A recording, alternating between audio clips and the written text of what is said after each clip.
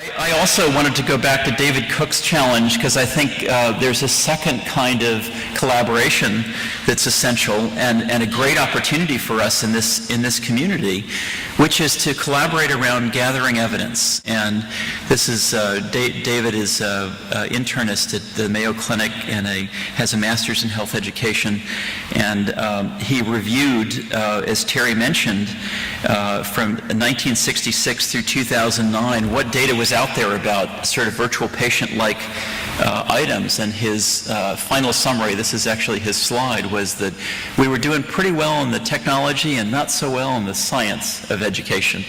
And so he was challenging us to gather some evidence to better understand where this fits in and to ask all kinds of interesting questions like the one that Foley just asked, about, what does it mean to have an avatar? How does that change how we should educate? What is that? There's a little bit of evidence in the safety literature, for example, that if you change roles between physicians and nurses and you give physicians the chance to receive instructions about giving medications, that they then learn much more about how they should give instructions about those medications. So could we be using these avatars to swap roles and experiences? And is that, in fact, really an amazing opportunity for pedagogical innovation? So a third kind of collaboration is perhaps the most challenging, and as if standards aren't tough enough and as if gathering evidence isn't tough enough, collaboration around innovation is surely the most difficult thing that we have to do. And actually in the US, as a result of a number of efforts inside the National Institute of Health to try to understand what happens with the $34 billion worth of funding that they provide, there's been a renewed effort to try to look at the science of innovation and where investments pay off. For all these grants that are given out, where do we identify groups that are successful? And really it often comes down to what makes a successful team. And so a lot of the research comes out of their ability to look at research citations and to look at which articles end up being most cited in a field as it moves forward.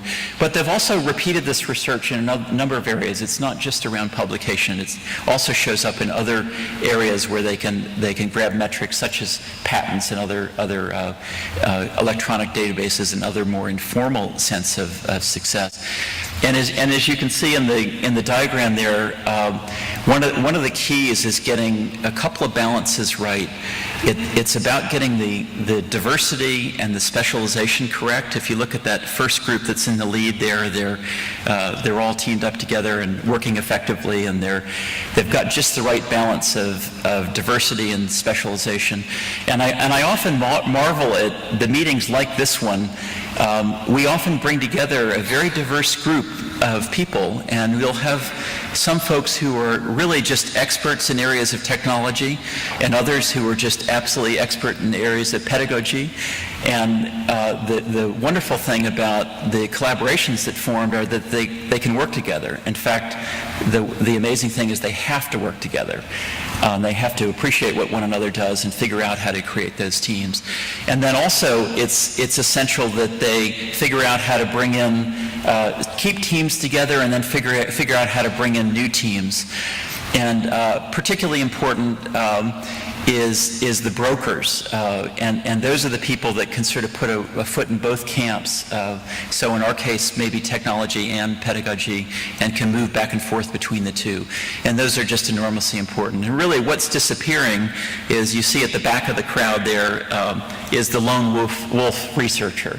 And the lone wolf innovator is going hungry at this point, because in fact, they're not able to put teams together. I think that really describes right where we are right now with learning technology and healthcare education.